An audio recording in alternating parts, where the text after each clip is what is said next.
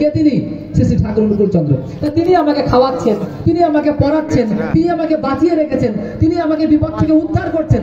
তাহলে আমি তার জন্য তো কিছু করব। আমি তার জন্য কি করব? আমি তার জন্য কিচ্ছু করব না।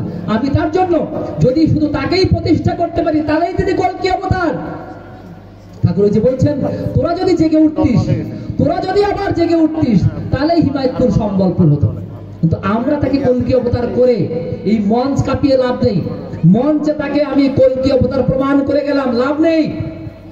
যদি আমি আমার জায়গায়, ধরুন আমি ঢাকাতে থাকি, আমি যদি আমার ঢাকাতে আমি নিজে কল্কি অবতারের যোগ্য শিষ্য না হই, এই বেনট্টিতে যদি আমার দুলালদা কল্কি অবতারের যোগ্য শিষ্য না হয়, ওই যশোরে যদি আমার মিহিরদা কল্কি অবতারের যোগ্য শিষ্য না হয়, পুঙ্গিতে যদি সুকান্ত না হয়, এইরকম প্রত্যেকটা জায়গায় যদি প্রত্যেকে তার যোগ্য শিষ্য না হয়ে ওঠে, যতই মঞ্চ কাঁপিয়ে ঠাকুরকে কল্কি অবতার বলি, লাভ নাই। কেন জানেন?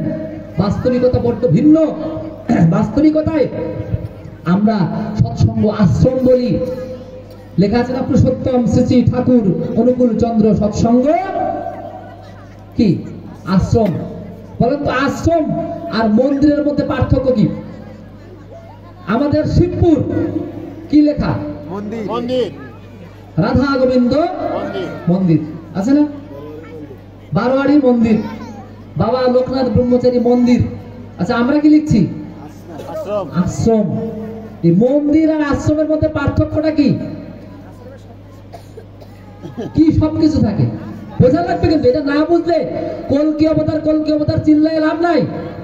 যদি প্রত্যেকটা এলাকায় আশ্রম প্রতিষ্ঠা না হয়, কল্কি অবতার প্রমাণ করা এত সহজ না।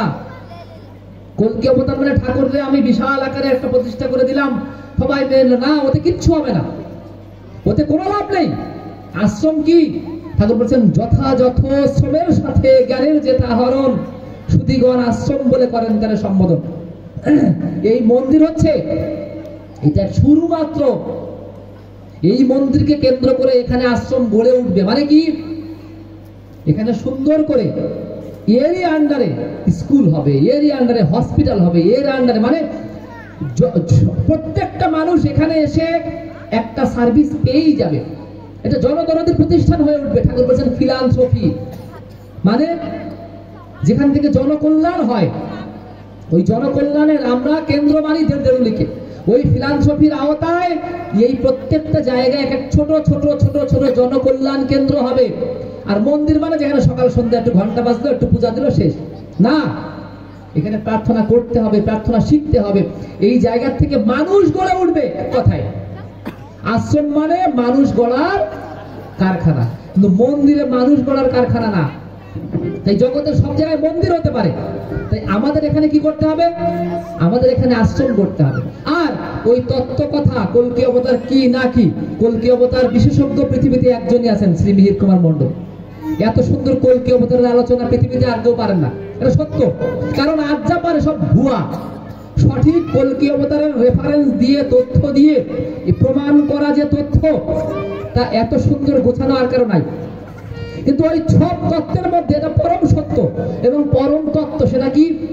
যে এই কলিযুগের শেষে কল্কি অবতার যে অস্ত্র দিয়ে আমাদের কলুষটা নাশ করবেন, তা হচ্ছে একটা নাম।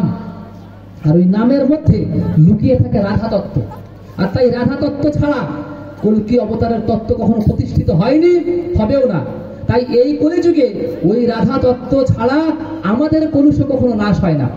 তাই দেখেন কি সুন্দর বলছে কি, এই রাধা রাধা জপিয়ে